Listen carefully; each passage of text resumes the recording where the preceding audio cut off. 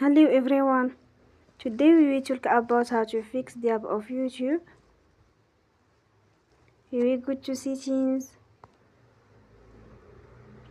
then we click on apps. After that we will search the app YouTube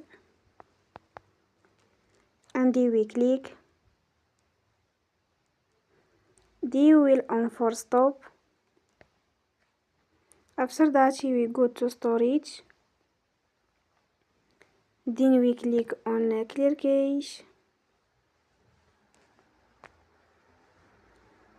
In the end, turn your phone and you will restart your phone again. Don't forget to support us by like and subscribe. See you next time and thank you for watching.